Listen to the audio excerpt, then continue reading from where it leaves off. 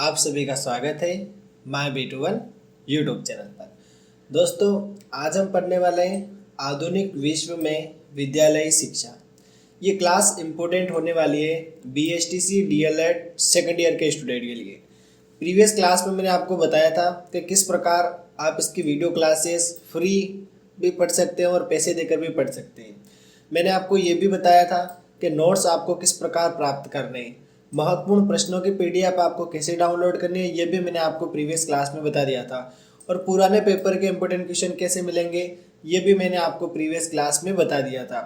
इन सभी का जो निचोड़ है उसकी एक PDF मैंने बना रखी है और इस कोर्स में ऐड कर रखी है।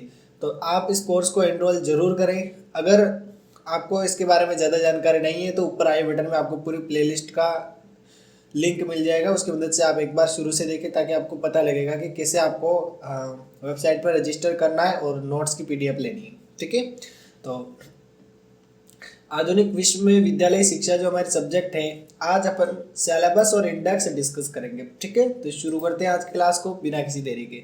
वैसे मैं बोलता नहीं हूँ कभी, लेकिन आज बोल देता हूँ। अभी तक आपने इस वीडियो को लाइक नहीं किया है तो जल्दी से लाइक कर दीजिए ताकि ऐसे ही मज़ेदार वीडियो आपको मिलते रहें। और रीड के इसके अलावा भी आपके अलग अलग एग्ज़ाम के कोर्सेज भी आपके आने वाले नाम मात्र के शुल्क में, यानी कि 2 पार्ले जी खाओ या फिर हमारा कोर्स खाओ, एक ही बात होगी। ठीक है, बिल्कुल लो लेवल के, मतलब क्वालिटी बहुत अच्छी होगी।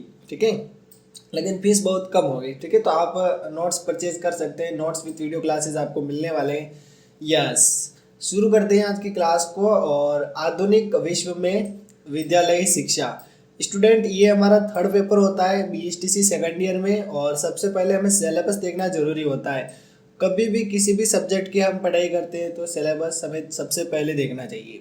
यस, टोटल इसमें 100 नंबर का पेपर होता है। आपके इंटरनल यानी अपने कॉलेज से 30 नंबर का पेपर हुआ होगा और बाह्य मूल्यांकन आपके 70 नंबर का होता है। ठीक है, तो अब यूनिट वाइज कुछ इंपॉर्टेंट टॉपिक दे रखे हैं, उनकी बात कर लेते हैं। इससे हमें पता लगता है कि कौन सी यूनिट ज़्यादा इंपॉर्टेंट है। ठीक है, यस, थोड़ा सा जूम कर देता हूँ ताकि नन्हे मुन्ने स्टूडेंट आराम से समझ सके। यस, सबसे पहले यूनिट का नाम है आधुनिक विश्व की 3 प्रमुख प्रक्रियाएं, यानी कि जो मॉडर्न वर्ड है उसकी कौन कौन सी प्रक्रिया है उसकी बात कर रहा है। पहली प्रक्रिया दे रखी है औद्योगिकीकरण एवं शिक्षा। इन दोनों में गहरा संबंध है और यही प्रश्न आपको पूछा जाएगा। दूसरा है राष्ट्र, राज्य, राष्ट्रवाद और शिक्षा, यानी कि ये राष्ट्र, राज्य और राष्ट्रवाद शिक्षा से किस प्रकार संबंधित है।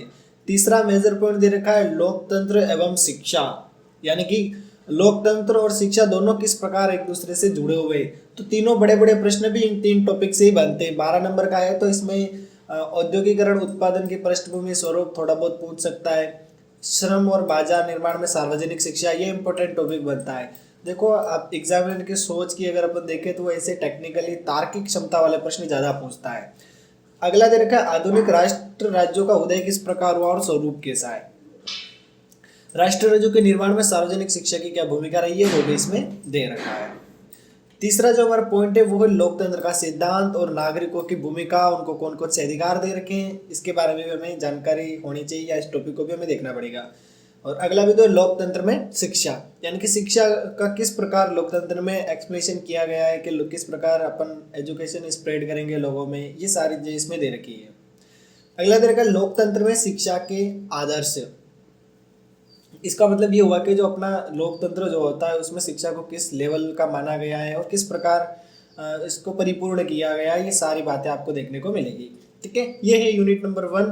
और इसकी मतलब एग्ज़ाम से पहले क्लास जरूर आएगी, तो बेल आइकन आप जरूर प्रेस कर देना, क्योंकि एग्ज़ाम के तुरंत पहले मैं क्लास डालूंगा 1 घंटे की, और समय निकाल के उसको देख लेना, आपका पूरा पेपर अच्छा होगा। ठीक है, ये बात मैं पहले बोल देता हूँ, नहीं तो फिर आप बोलोगे सर वीडियो क्लास नहीं आए, वीडियो क्लास नहीं आए, तो पहले मैं क्लियर कर देता हूँ। ठीक है, नेक्स्ट अब बात करते हैं यूनिट नंबर 2 की। उससे पहले आप मेरे को कमेंट पे जरूर बताना आपकी प्रिपरेशन कैसी चल रही है। और 2 सब्जेक्ट के ऑलरेडी मैं नोट्स अपडेट कर चुका हूँ, ये तीसरी सब्जेक्ट है, इसके भी नोट्स मैं आज अपडेट कर दूंगा कन्फर्म है। जब आप इस वीडियो को देखकर जाएंगे तो आपको इसका इस सब्जेक्ट का भी कोर्स बना बनाया मिलेगा, उसको भी आप परचेज कर सकते हैं। इसके अलावा आपकी जो अदर सब्जेक्ट है 2-3 सब्जेक्ट, उनके भी मैं कोर्स आपको बहुत ही जल्दी अवेलेबल कराने वाला हूँ, क्योंकि डे एंड नाइट मैं आपके लिए काम कर रहा हूँ। ठीक है, तो कल रात को लगभग 11:30 बज गए थे मेरे को नोट्स लिखते लिखते इसी किताब के। सुबह में 10 बजे नोट्स लिखने बैठा था, तो कंटिन्यू इतना टाइम, बीच में थोड़ा थोड़ा गैप भी लिया था, लेकिन नोट्स बनाने में बहुत ज़्यादा टाइम लगता है, इसीलिए मिनिमम शुल्क रखना कंपलसरी है। और फ्री की चीज़ का लोग कैसे यूज़ करते हैं अपन जानते ही, इसलिए मैंने थोड़ा सा मतलब पेड कर दिया। ज़्यादा फीस नहीं है स्टूडेंट, एक सब्जेक्ट की शायद 19 रुपया होगी। और ये भी अगर आपको ज़्यादा लगती है तो कमेंट में बताना, मैं आपको कूपन कोड दे दूंगा, उसकी मदद से मात्र 9 रुपये में आप इस कोर्स को परचेज कर पाएंगे। लेकिन जो फर्स्ट 10-15 स्टूडेंट होंगे उनके लिए कूपन कोड काम करेगा, सभी के लिए नहीं करेगा, ठीक है। तो जल्दी जल्दी आप मेरे से कूपन कोड ले लेना, एक बार आप कमेंट में बता देना कूपन कोड आपको चाहिए या नहीं, ठीक है, ताकि मैं आपको अवेलेबल करा दूँ, आपके लिए ईजी हो जाएगा। और ठीक है, 19 से 9 में भी मैं आपको अवेलेबल करा दूंगा, लेकिन कुछ ही स्टूडेंट के लिए होगा, तो आपको थोड़ी सी एक्यूरेसी बनाए रखनी पड़ेगी। यस, अगली यूनिट की बात कर लेते हैं स्टूडेंट। अगली यूनिट है आधुनिक विद्यालयों का स्वरूप और उनकी समीक्षा, यानी कि आधुनिक विद्यालय किस प्रकार के और उनकी समीक्षा कैसे कर सकते हैं। आधुनिक विद्यालयों के विकास की यदि बात करें तो यहाँ पर इंग्लैंड, जर्मनी, अमेरिका, ठीक है, तीनों में किस प्रकार के स्कूल है उनकी बात कर रखी है, और फिर इनकी तुलनात्मक विवेचना कर रखी है। मोस्ट इंपोर्टेंट क्वेश्चन है स्टूडेंट, यहाँ से आपके क्वेश्चन उठने वाला है। इंग्लैंड और जर्मनी इंपोर्टेंट है, अधिकतर इंग्लैंड और जर्मनी से पूछा जाता है प्रश्न, और मैंने नोट्स में इसको बहुत ही अच्छे से बखूबी बयान कर रखा है इसका। क्लियर बिल्कुल। नेक्स्ट, अगला बिंदु है इसका सार्वजनिक शिक्षा व्यवस्थाओं की समालोचना। इसमें पाउलो फ्रेरे के बारे में दे रखा है, जॉन होल्ट के बारे में दे रखा है, अध्यापक के नाम पत्र बहुत इंपॉर्टेंट है। ये प्रश्न कई बार आपको पूछा गया, कई बार। इवान इलिच के बारे में आपने पढ़ा होगा, नहीं पढ़ा हो तो जल्दी से पढ़ लेना इसको, ये भी मैंने नोट्स में इंक्लूड कर रखा है। जॉन होल्ट इंपॉर्टेंट है, यहाँ पर है ना, आप एक भी टॉपिक छोड़ नहीं सकते हैं, क्योंकि ये जो स्टार कर रहा हूँ ये सारे इंपॉर्टेंट है। थोड़ा थोड़ा इनके बारे में अगर आप पढ़ लेंगे तो 100% आपका पेपर बहुत ही अच्छा होने वाला है। क्लियर बिल्कुल। नेक्स्ट, अब बात करते हैं थोड़ा सा आगे की, इसमें कुछ और बिंदु नहीं दे रखे, अब अगली यूनिट की बात कर रखी है। नेक्स्ट है यूनिट नंबर 3 की यदि अपन बात करें तो उसका नाम है वैश्वीकरण और शिक्षा। वैश्वीकरण से क्या आशय होता है, तो इसमें विशेषताएं क्या क्या होती है, पूंजी का प्रवाह किस तरीके से होता है, उत्पाद पर क्या प्रभाव पड़ता है, श्रमिकों का प्रवाह किस प्रकार होता है, ये कुछ बिंदु दे रखे हैं, इनको आप हल्की नजर घुमा लेना या नोट्स पढ़कर ही देख लेना। वैश्वीकरण का राष्ट्र राज्य पर क्या प्रभाव पड़ा है, औद्योगिक नीतियों पर क्या, यहाँ से प्रश्न उठेगा आपका 100% गारंटेड है, ठीक है। वैश्वीकरण का सामाजिक और सांस्कृतिक प्रभाव, ये देख लो, ठीक है।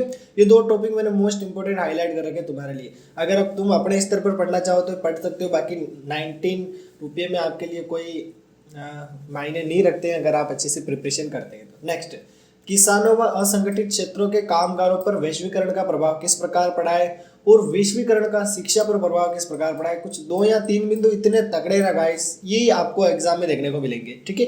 नेक्स्ट, अब बात कर लेते हैं अपन इकाई नंबर 4 की।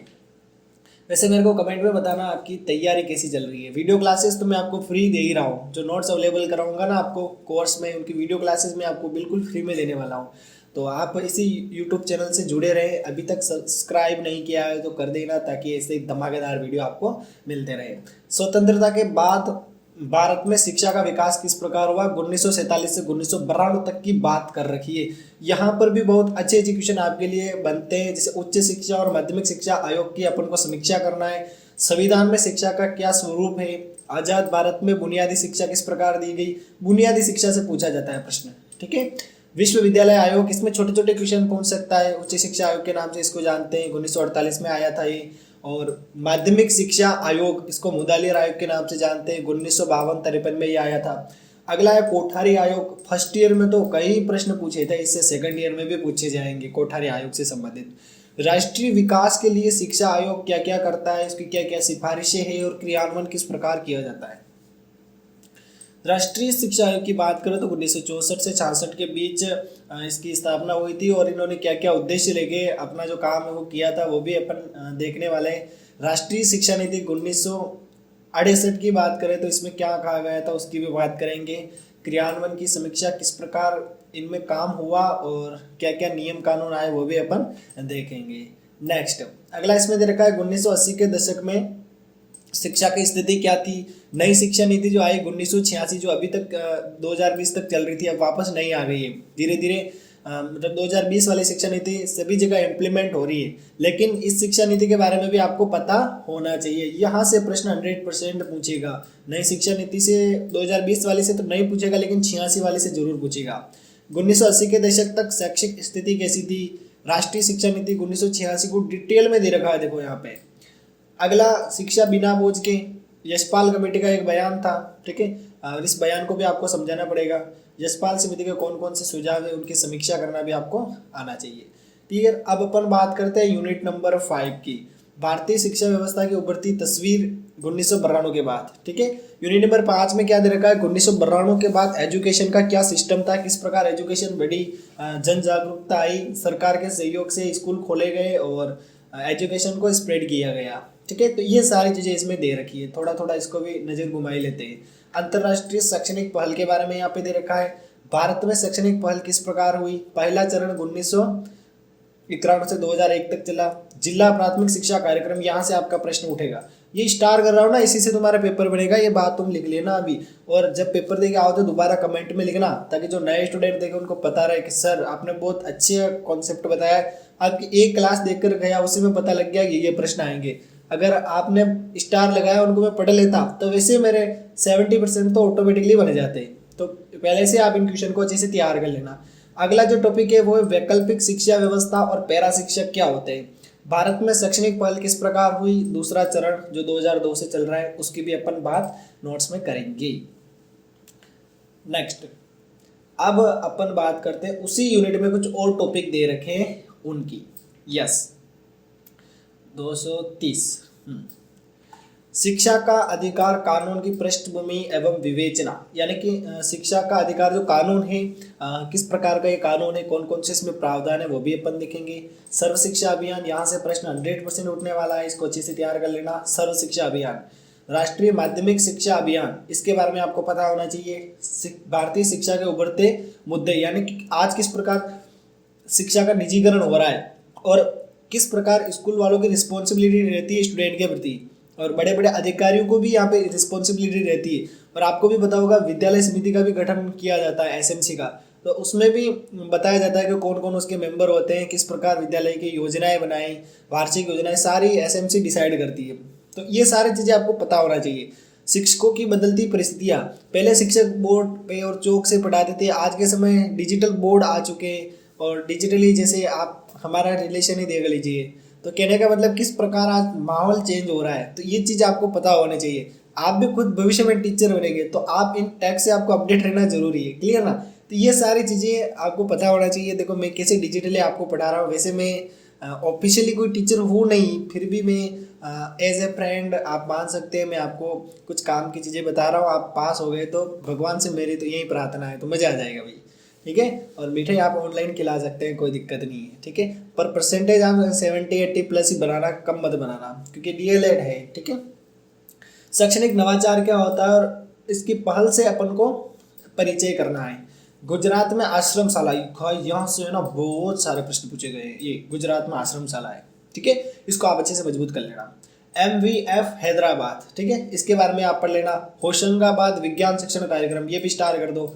अगला है ऋषि वैली प्रयोग, ये भी पूछा जाएगा। ये बहुत ही इंपॉर्टेंट क्वेश्चन है गाइस, ये टॉपिक जो मैं टिक कर रहा हूँ ना, पुराने पेपर में भर भर के क्वेश्चन आए हुए, 3-3 4-4 क्वेश्चन इन टॉपिक से पूछे गए हैं। MCQ क्वेश्चन इससे, वन लाइनर क्वेश्चन इनसे, निबंधात्मक प्रश्न इनसे, लघुरात्मक प्रश्न भी इनसे। आप यकीन नहीं मानेंगे, मेरा मतलब निजी अनुभव है कि ये प्रश्न इन्हीं से तुम्हारे अधिकतर पेपर बनने वाला है। अगला जो टॉपिक है वो है राजस्थान राज्य में शैक्षणिक पहल और नवाचार किस प्रकार होता है, उसकी बात कर लेते हैं।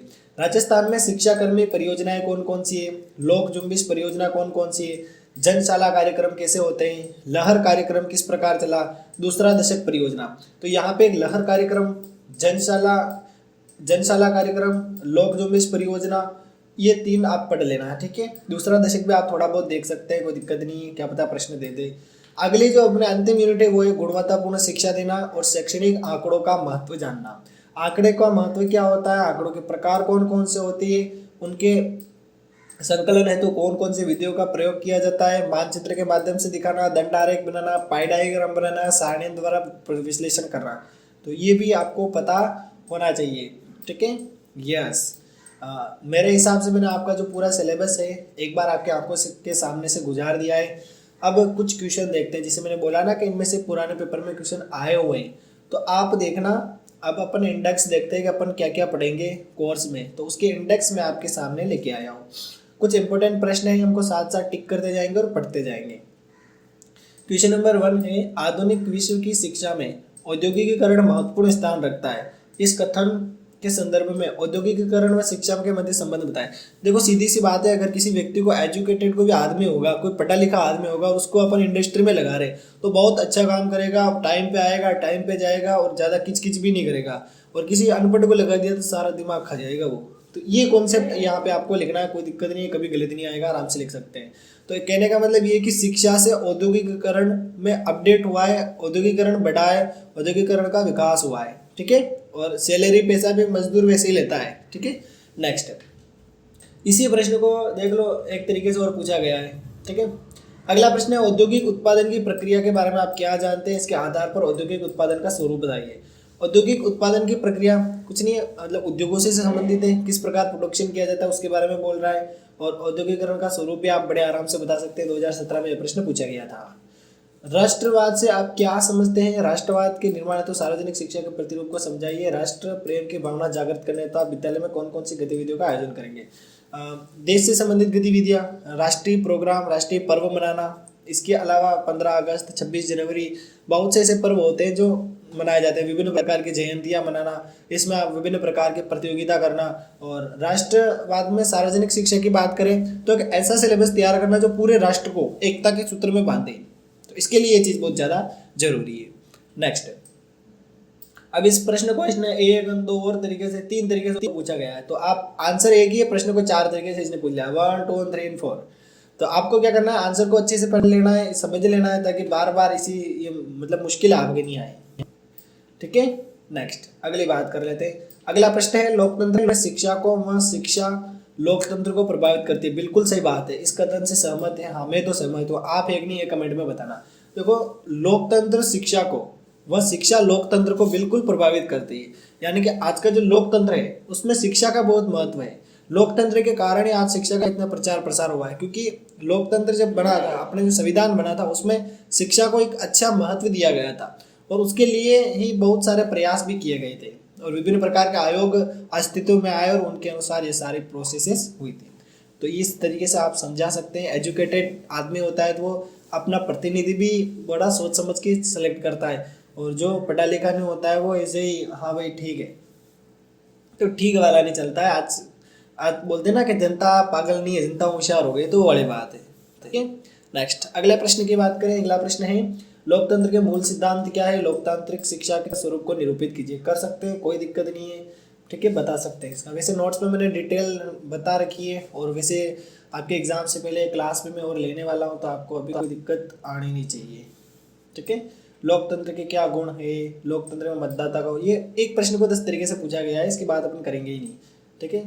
नेक्स्ट, अगले यूनिट की बात करते हैं। सबसे पहला क्वेश्चन, इंग्लैंड के सार्वजनिक शिक्षा विकास को स्पष्ट करते हुए यहाँ पूर्व प्राथमिक शिक्षा प्रदान करने वाले विद्यालयों का वर्णन। कर सकते हैं बड़े आराम से, कोई दिक्कत नहीं है। इंग्लैंड में सार्वजनिक शिक्षा के विकास को निरूपित करना। फिर जर्मनी में प्राथमिक शिक्षा किस प्रकार की थी, इसके बारे में बताना। जर्मनी की वर्तमान शिक्षा व्यवस्था का विवेचना, ठीक है। अब इस प्रश्न को 3 बार पूछा गया है, तो मैंने बोला था जर्मनी इंपॉर्टेंट है, तो जर्मनी को आप अभी पढ़ लेना, नहीं पढ़ा है तो ठीक है, गूगल पे सर्च करके पढ़ लेना कि जर्मनी की शिक्षा व्यवस्था के बारे में बताओ, गूगल बता देगा। नेक्स्ट, अगला प्रश्न है, अमेरिका में सार्वजनिक शिक्षा के विकास की प्रक्रिया का वर्णन कीजिए। किस प्रकार अमेरिका में सार्वजनिक शिक्षा का विकास हुआ, उसके बारे में बताना है।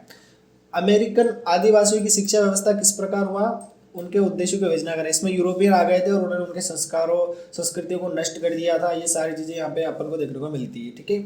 और आदिवासी, फिर भी उन्होंने इन आदिवासियों की शिक्षा के लिए कुछ प्रयास किए थे। बोर्डिंग स्कूल के बारे में आप बता सकते हैं, ये बोर्डिंग स्कूल इन आदिवासियों के लिए बनाए गए थे, ठीक है। अगला प्रश्न है, अशिवतों को शिक्षा हेतु दुबोइस के प्रयासों का आप किस दृष्टि से देख सकते हैं। तो इसका आंसर आप बड़े आराम से दे सकते हैं, मेरे हिसाब से कोई दिक्कत आएगी नहीं। अमेरिका की वर्तमान शिक्षा व्यवस्था का उल्लेख कर लीजिए, कोई दिक्कत नहीं है। किस प्रकार की शिक्षा है, किस प्रकार की स्टैंडर्ड है, कब बच्चों को पढ़ने भेजा जाता है, कब तक उनकी शिक्षा पूरी हो जाती है, सारा पढ़ लेना। सार्वजनिक शिक्षा व्यवस्था की आलोचना के आधारों पर की जाती है, उनकी कमियां देखकर की जाती है आलोचना, तो इसे करेंगे।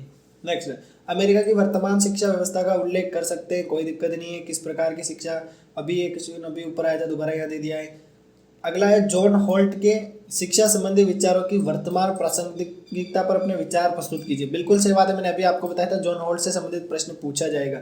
जॉन होल्ट ऐसा मानता था कि भैया घर पे पढ़ो, आराम से मस्त रहो, है ना। होम स्कूलिंग पर इन्होंने ज़्यादा ध्यान दिया था। डी स्कूलिंग की अवधारणा क्या है, आप समझा सकते हैं। इलीज की डी स्कूलिंग अवधारणा विस्तृत व्याख्या कीजिए, कर सकते हैं, कोई दिक्कत नहीं है। ठीक है, डी स्कूलिंग बता देना, बता दोगे ना, ठीक है। अगला प्रश्न है आधुनिक विद्यालयों का विकास किस प्रकार हुआ, स्पष्ट कीजिए। यानी कि आज जो मॉडर्न स्कूल अपन देखते हैं कैसे डेवलप हुए। शिक्षा का निजीकरण भी इसमें सबसे बड़ा महत्व रखता है। वैश्वीकरण की परिभाषा लिख सकते हैं, एक आर्थिक मंच जिस पर सांस्कृतिक सारी चीजें, मतलब जो भी चीजें ना एक हो रही है, उसको अपन वैश्वीकरण कह सकते हैं। एक देश से दूसरे देश में जाना, आना जाना, ये वीजा बनाना, ये सारी चीजें बहुत सरल हो गई आज के समय। वैश्वीकरण के नकारात्मक पहलू बता सकते हैं, स्थानीय जो धंधे होते हैं उनका ठप होना और प्रतिभा का पलायन हो जाना, ये सारे मैंने नोट्स में ऐड कर रखे हैं, तो कोई टेंशन लेने की जरूरत नहीं है। वैश्वीकरण की प्रक्रिया का दलितों पर क्या प्रभाव पड़ा, पढ़ाई है भैया, उनको रोजगार नहीं मिला और कुछ कुशल व्यक्तियों को मिल गया, ऐसे कह सकते हैं। और इसके अलावा वैश्वीकरण के आशय को स्पष्ट करते हुए आधुनिक युग में वैश्वीकरण की आवश्यकता प्रभाव समूहात्मक आकलन प्रस्तुत कर सकते हैं, कोई कठिन नहीं है। इसमें यही बताना है कि आज जो वैश्वीकरण हो रहा है इसकी आवश्यकता क्यों है। वैश्वीकरण की आवश्यकता इसीलिए कि प्रत्येक देश दूसरे देश से आज जुड़ गया है और हर तरीके की स्थिति एक दूसरे से साझा कर रहा है, ये सारी चीज़ें इसमें दे रखी है। समालोचनात्मक आकलन में आप बता सकते हैं इसका फायदा क्या है, नुकसान क्या है। इसे भारत में वैश्वीकरण में उत्पन्न चुनौतियों के बारे में आप बता सकते हैं, कोई दिक्कत नहीं है। शिक्षा पर वैश्वीकरण का प्रभाव, इस पर आप अपनी टिप्पणी लिख सकते हैं। इसके अलावा इस प्रश्न को देखो कितनी बार पूछा गया है, देख लो कंटिन्यू ये प्रश्न आ रहा है, क्वेश्चन नंबर 5। तो इसको आप अच्छे से तैयार कर लेना, गूगल पे सर्च करके पढ़ लेना, इसको पढ़ोगे ना तभी चीज़ें याद होगी। ठीक है, चलो आगे का पढ़ लेते हैं। यस, अगला प्रश्न है माध्यमिक शिक्षा आयोग की प्रमुख सिफारिशें कौन कौन सी थी। उसके अलावा राष्ट्रीय विकास के लिए शिक्षा आयोग की कौन कौन सी सिफारिशें थी, इसी को 2-3 बार पूछा गया है, देख लो। कोठारी आयोग से संबंधित, कोठारी आयोग ने शिक्षक शिक्षा का संबंध में कौन कौन से सुझाव दिए, बता सकते हैं। कोठारी आयोग की सिफारिशें लागू करने के संबंध में सरकार ने किस नीति की पालना की, बता सकते हैं। उसके अलावा कोठारी आयोग की गुणवत्तापूर्ण शिक्षा हेतु की गई अनुशंसा पर आकलन प्रस्तुत कर सकते हैं। शिक्षा आयोग के क्रियान्वयन की स्थिति को स्पष्ट कीजिए, किस प्रकार काम करता है। ठीक है, कुछ और प्रश्न देख लेते हैं। 1980 के दशक में शिक्षा का पुनर्निर्धारण की आवश्यकता किन कारणों के अनुभव से की गई। राष्ट्रीय शिक्षा नीति 1986 के प्रमुख प्रावधानों के बारे में बता सकते हैं। राष्ट्रीय शिक्षा नीति 1986 के मुख्य प्रावधान बता सकते हैं। इस प्रश्न को भी कई तरीके से पूछा गया है।